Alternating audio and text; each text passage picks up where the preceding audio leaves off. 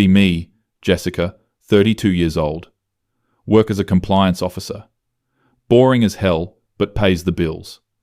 My real passion is advocating for women's rights. Just a regular person who gives a shit about equality. Attend rallies whenever I can, usually twice a month. Last Saturday was at the Reproductive Rights March downtown.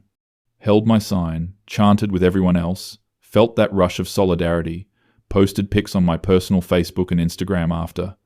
Got like 200 likes, which is pretty good for me. I'm not trying to build a following or anything. I just want my friends and family to see what matters to me. Monday morning, back at my desk, staring at a 40-page compliance document about liability clauses. Mind wandering as usual, thinking about how I haven't been on a date in 8 months, not for lack of trying. Downloaded every app, swiped through hundreds of profiles. The few matches I get never lead anywhere. Conversations feel like job interviews. Where do you work? What do you do? What are your hobbies? No spark, no excitement, no butterflies. Just sterile exchanges that fizzle out after 3 days. Remember when dating used to feel different? Not that I'm old enough to remember the good old days, or whatever, but even in my 20s there was something more organic about it. Guys would actually approach you at coffee shops, bookstores, bars. There was tension, anticipation, playfulness. Now everyone just stares at their phones. Went to a bar Friday night with my co-worker Melissa. Decent crowd, music not too loud, good atmosphere. Sat there for 2 hours. Not a single guy even made eye contact. Everyone in their own bubbles. Melissa kept swiping on Bumble while we were literally surrounded by single men. Pointed this out to her. She just shrugged and said, "That's how it is now. Feels so transactional. Like we're all just shopping for humans in a catalog. Rate their pictures, judge their bio, swipe left or right. Where's the romance in that? Where's the spontaneity?" Started thinking about this more and more over the week. Got really frustrated. Wednesday night, couldn't sleep. Scrolling through Instagram at 1 a.m., seeing all these engagement announcements from people I went to high school with. Their stories about how they met are always the same. We matched on Hinge, talked for 2 weeks, met for coffee. So fucking boring. Their grandparents probably have better meet-cute stories. Felt this surge of anger. Opened a text post on my Instagram. Started typing. Just venting, really. Talking about how modern dating has completely lost its soul. How men have entirely stopped approaching women in person. How everything feels cold and transactional now. How I miss the days when guys would actually shoot their shot in real life, take a risk, walk up to someone, start a conversation, kept typing, getting more worked up. Wrote about how previous generations had it right. Old-fashioned romantic flirting actually meant something. It was bold, it was vulnerable, it was real. Not hiding behind a screen and a carefully curated profile, ended the post with a plea. Literally begging guys to start approaching women again, to bring back in-person flirting, to make dating feel human again. Read it over once, didn't edit, just posted. Figured maybe a few friends would see it and relate. Went to sleep. Woke up Thursday morning to 47 notifications. What the fuck? Post had been shared 15 times. 180 likes. 30 comments. People I hadn't talked to in years were weighing in. Some women agreeing enthusiastically. Saying they felt the same way. Thanking me for putting words to their frustration. Felt validated. Finally, someone was talking about this. Went to work feeling energized. Checked my phone during lunch. Post was still gaining traction. Someone had screenshot it and shared it on Twitter. Now it was really spreading. Over 1,000 likes on the screenshot. Hundreds of retweets. Comment section was going crazy. Women sharing their own stories about modern dating, how they missed being approached, how apps have ruined everything. I felt like I'd struck a nerve. This was clearly something people needed to discuss. By Friday morning, the post had gone fully viral. The Twitter screenshot had 45k likes. Someone made a TikTok reading my post with sad music that got 200k views. My original Instagram post had over 2,000 likes now. People were sharing it to Facebook groups. Saw it in 3 different subreddits. Felt simultaneously thrilled and nervous. Thrilled because clearly this resonated with so many women. Nervous because I'm not used to this kind of attention. I'm literally just a compliance officer. I'm not a public figure or influencer. I just post about stuff I care about on my personal accounts. But this felt important. Felt like I was giving voice to something real. Spent Friday night reading through comments. Most were supportive. Women sharing their frustrations. Talking about how dating apps have made everything feel like a chore. But then started seeing some other comments. Mostly from men. They seemed confused. Some were angry. One guy commented, "Didn't you literally call me a creep for talking to you at Whole Foods?" Wait, what? Didn't remember that at all. Scrolled through my post history. Oh fuck. March 2022. Long post about how I was shopping for groceries. Guy approached me near the produce section. Tried to start a conversation about avocados or some shit. I wrote this whole thing about how women can't even buy vegetables in peace. How we're constantly subjected to unwanted attention. How men need to learn that public spaces aren't their dating playground. Called it harassment. Got a lot of support on that post too. Oh no. Kept scrolling. Found more. August 2022. Post about a guy who struck up a conversation with me at a bookstore. I'd written about how exhausting it is that men think women reading in public want to be interrupted. How we can't exist in spaces without being approached. Used the word harassment there too. November 2022. Whole thing about a guy who tried to buy me a drink at a bar. Wrote about how this behavior is outdated and presumptuous. How it puts women in uncomfortable positions. How men need to understand that we don't owe them conversation just because they purchased alcohol. Heart started racing. This wasn't good. The comments were starting to reflect this discovery. People were finding these old posts, screenshot them, putting them side by side with my current post. The contrast was fucking damning. 1 minute, I'm calling in-person approaches harassment. The next, I'm begging for old-fashioned romantic flirting. Tried to think of how to explain this. There's nuance here that people aren't getting. It's about context and intent and reading social cues. There's a difference between genuine romantic interest and predatory behavior. Started drafting a follow-up post to clarify. Deleted it. Tried again. Deleted it again. Everything I wrote sounded defensive. Because it was defensive, the truth was sitting there and I couldn't avoid it. I had been inconsistent. No, worse than inconsistent. I'd been contradictory. Hypocritical even. Saturday morning, woke up to my post being discussed on some men's forum. They'd compiled like 8 of my old posts about unwanted male attention. Put them in a grid next to my viral post. The thread had thousands of comments. They were eviscerating me, calling me entitled, saying this proved that women don't know what they want, that we complain no matter what men do. Approach us, we call it harassment. Don't approach us, we complain about that too. Felt sick reading it. Wanted to defend myself. Wanted to explain that it's not that simple. That women are individuals, and what works for one might not work for another. That consent and mutual interest matter. That there's a difference between a respectful approach and aggressive pestering. But even as I thought these defenses, I could hear how they sounded. How was a guy supposed to know if his approach would be welcomed or called harassment? How was he supposed to determine if this was the right context?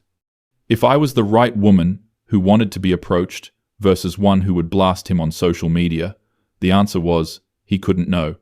He'd have to take a risk. Which was exactly what I was now begging men to do.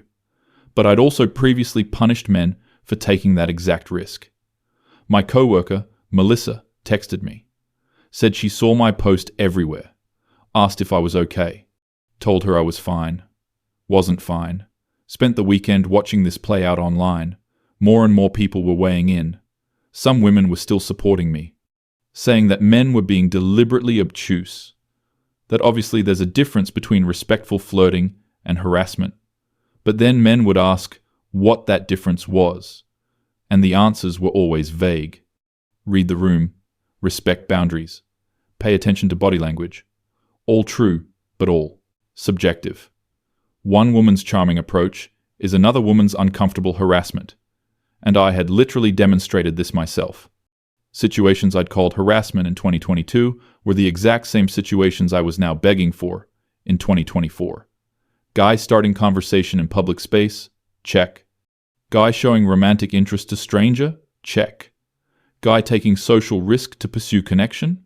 Check.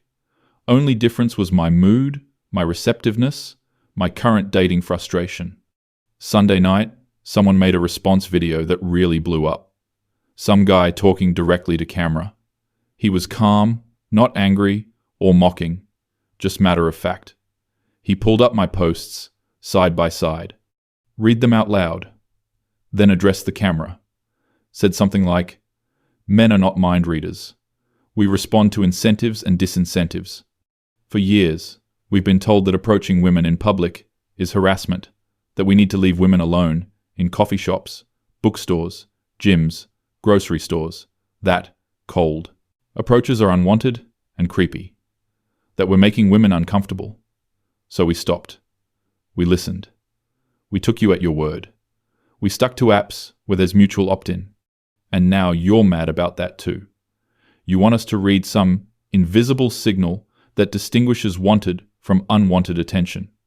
But that signal changes based on whether you find us attractive, whether you're in the mood, whether you're currently frustrated with dating apps, you want traditional romance, but modern boundaries.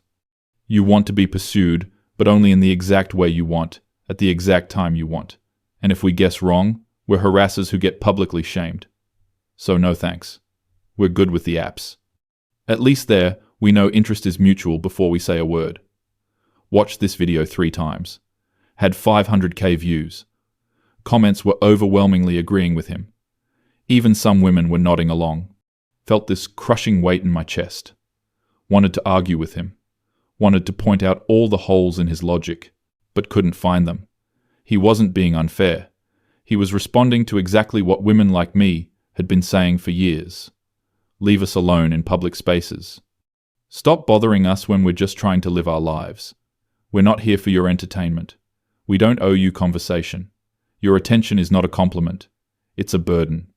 I'd said all of this. I'd believed all of this. I still kind of believed it. But I also desperately wanted someone to approach me at a coffee shop. Wanted to lock eyes with a stranger across a bookstore. Wanted someone to take the risk of talking to me. Wanted the butterflies, and uncertainty, and organic connection. The contradiction was making my brain hurt. I tried to logic my way out of it. Maybe the issue was that the wrong men were approaching. Unattractive men. Men I wasn't interested in. But that felt gross to admit. So, the harassment versus flirting distinction was just based on whether I found the guy hot. That made me the shallow one. That made me the problem. Maybe it was about how they approached. Aggressive versus respectful. But I'd called respectful approaches harassment too.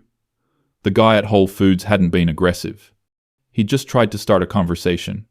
I'd still blasted him online. Maybe it was about reading body language and social cues. But how is a stranger supposed to read my cues? I probably look the same, buying avocados, whether I want to be approached or not. Resting face doesn't broadcast romantic availability. Spent Monday morning at work, completely distracted. Kept refreshing my phone. The discourse had moved on, but was still simmering. My name was being mentioned in think pieces now. Some were sympathetic, saying this showed how impossible modern dating is for everyone. How women are caught between wanting safety and wanting romance. But most were critical, saying I represented everything wrong with modern feminism. That I wanted all the benefits of traditional gender roles and modern equality. I wanted men to pursue but only when convenient. Wanted to be approached but retained veto power that came with public shaming. Wanted the excitement of the chase but none of the discomfort of unwanted attention. My friend Sarah called me Tuesday. She'd seen everything. Asked what I was going to do. Told her I didn't know. She suggested I post an apology or clarification. Thought about it. What would I even say? Sorry for being inconsistent. Sorry for contributing to a culture where men are damned if they do, damned if they don't. Sorry for wanting incompatible things. Sorry for being human and complex, and occasionally hypocritical. None of it felt right. Decided to just let it blow over. Deleted the viral post. Too late, obviously, since it had been screenshot everywhere. But at least it wasn't on my page anymore. Made my accounts private. Stopped checking mentions. Tried to move on. Wednesday evening was supposed to go to a women's rights rally downtown. Reproductive healthcare focus. Normally, wouldn't miss it, but felt weird about going. Felt like a fraud. Still went though, because I do actually care about these issues. My hypocrisy about dating doesn't negate my beliefs about women's rights. Or does it? Stood in the crowd holding my sign. Usually feel energized at these things. This time just felt confused. How many other positions was I holding that contradicted each other?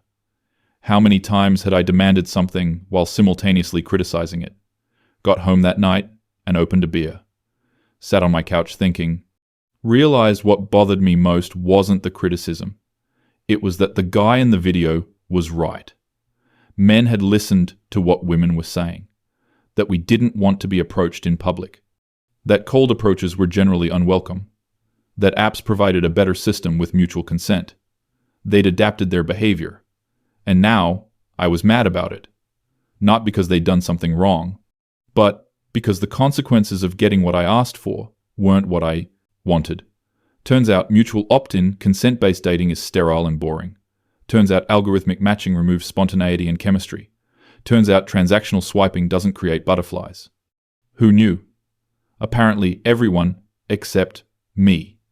Thursday morning at work, ran into this guy Derek from accounting. We'd talked a few times, always pleasant. He was holding the elevator for me. Got in, said thanks.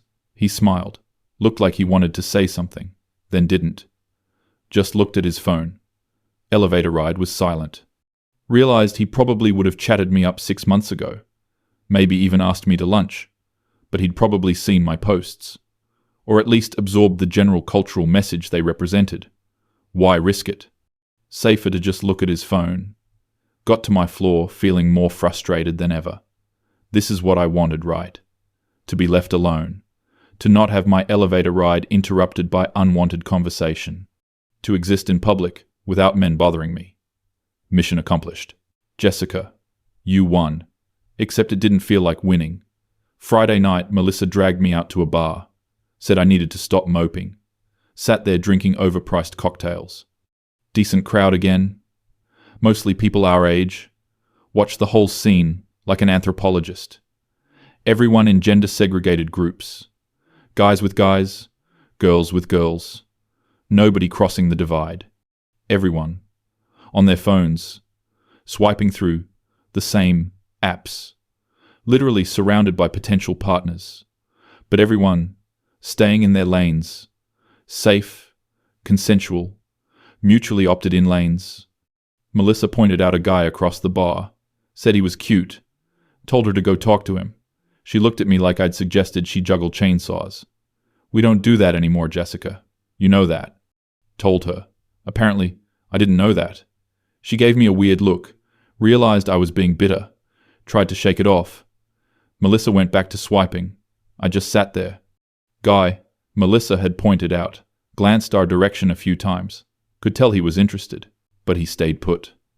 Probably ran the same risk calculation in his head. Approach her, could go well.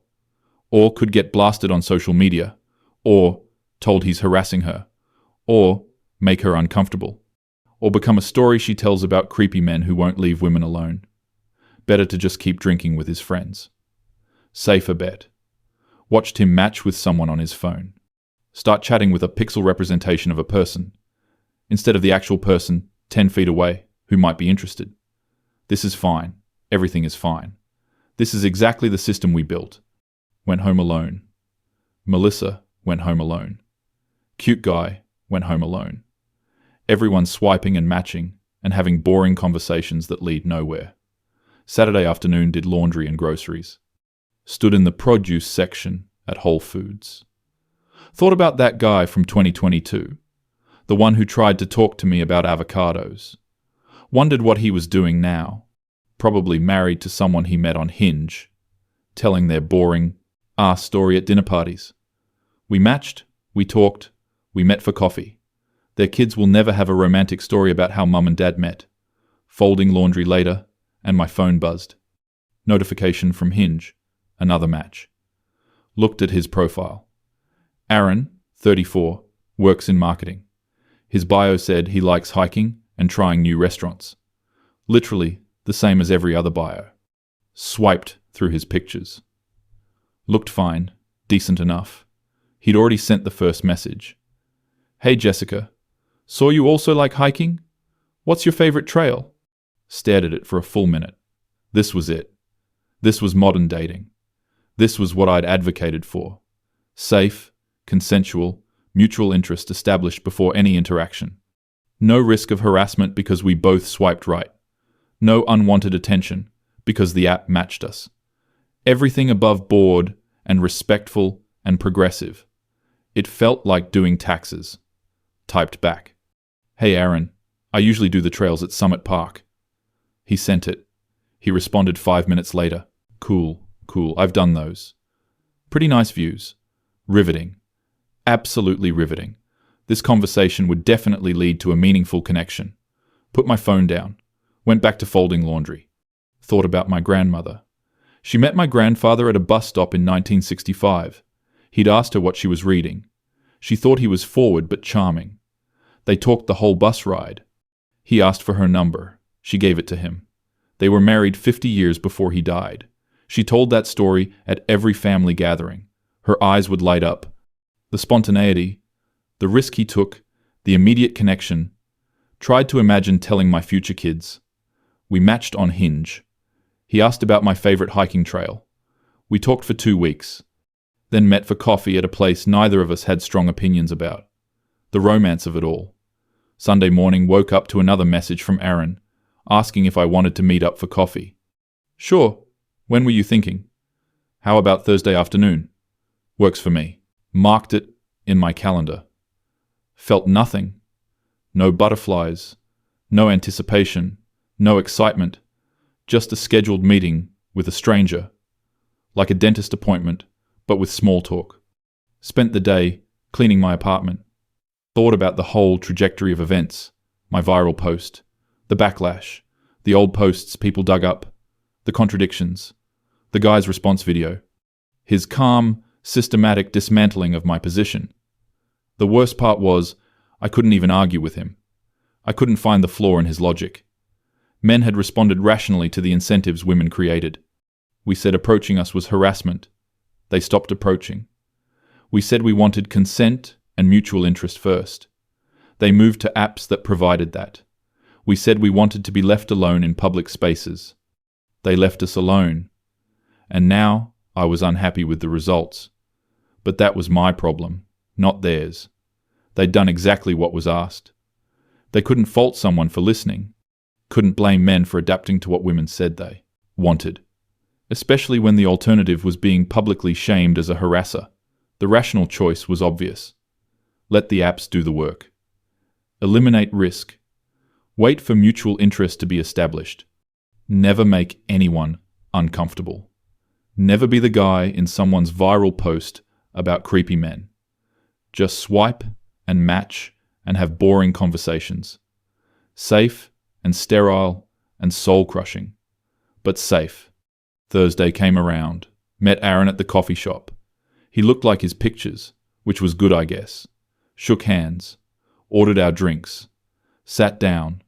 Talked about hiking. Talked about our jobs. Talked about shows we were watching. He was nice. Perfectly pleasant. Conversation was fine. No chemistry, though. No spark. Just two people fulfilling the script. Ask questions, share information, laugh politely. An hour passed. We both had to get back to work. He said we should do this again. I said, sure. We didn't exchange numbers, because we already had each other on the app. Hugged briefly. Went our separate ways. Walked back to my office thinking about nothing. Feeling nothing. Later that night, he messaged me on Hinge. Had a nice time. Would love to see you again. I stared at the message. Should I say yes? He was perfectly acceptable. Nothing wrong with him, but nothing particularly right either. Just adequate. Just safe. Decided to respond the next day. Needed time to think. Friday evening, sat on my couch with wine. Melissa called, asking how the date went. Told her it was fine. She said fine is good. Fine is a start. You can build on fine. Hung up, feeling depressed. This is dating now. Fine. Adequate. Building on acceptable. Remembered being 23. Guy approached me at a concert. We danced. We talked. We had instant chemistry. Made out by the stage. Dated for 6 months. We didn't work out, but it was exciting while it lasted. That would never happen now. Now, we'd both be at the concert on our phones, swiping through apps. Surrounded by people, but completely isolated. Matching with strangers. We'd meet for coffee 3 weeks later. Having fine conversations. Building on adequate. Opened my Instagram. Still private, but I could see my old posts. Scrolled back to my viral post about wanting men to approach again. Read it with fresh eyes. Saw how desperate it sounded. How entitled. Bring back old-fashioned romance. Men need to start approaching again. Make dating exciting again. All demands. No acknowledgement that I'd contributed to the very culture I was complaining about. No recognition that men were responding rationally to what women asked for. A just complaint that the consequences weren't what I wanted. Classic. Scrolled further back. Found the posts about unwanted attention, about harassment, about men needing to leave women alone. Read those with fresh eyes too. Saw how absolute they were, how there was no room for nuance. Any approach was harassment. Any attention was unwanted. Any man trying to start a conversation was a creep. No wonder they stopped. Sat there with my wine, looking at the contradiction laid bare. 2 versions of myself. Both absolutely certain. Both completely incompatible. Both insufferable in their own way. One demanding to be left alone. The other demanding to be pursued. One calling approaches harassment. The other begging for approaches. Neither acknowledging the impossible position this created. Neither taking responsibility for the consequences. Just complaints and demands. Just entitlement. The guy from the response video was right. We didn't know what we wanted. Or we did but wanted incompatible things. Wanted romance without risk. Wanted pursuit without rejection. Wanted old-fashioned courtship with modern consent culture.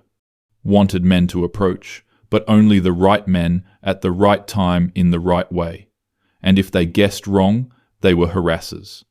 No wonder they opted out. No wonder they stuck to apps. No wonder Aaron and I had a fine date. Because fine is all you get when nobody's willing to take risks. Poured another glass of wine. Thought about responding to Aaron. Telling him, yes. Let's go out again. Build on fine. Settle for adequate. This is what modern dating is. Might as well accept it. Except I couldn't quite bring myself to type it. Because settling for fine felt like admitting defeat. Admitting that the guy in the video was right. Admitting that I'd advocated myself into a corner. Demanded my way into sterile transactional dating. And now had to live with it. Put my phone down. Sat there, in the quiet of my apartment. Alone. Single. 32 years old. Surrounded by thousands of potential matches on apps. None of them feeling real. All of them just fine. Adequate. Safe. Thought about deleting my apps. Going back to meeting people organically. But where? Men weren't approaching anymore. I'd helped make sure of that.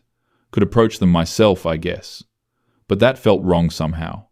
Not because women shouldn't approach men, but because I wanted to be pursued. Wanted the traditional dynamic, while also wanting modern equality. Wanted everything. Wanted incompatible things. and ended up with nothing. Finished my wine. Looked at my phone one more time. Aaron's message, still sitting there. Had a nice time. Would love to see you again. Nice, fine, adequate. This is what I'd built. This is what I'd asked for. Congratulations, Jessica. You won.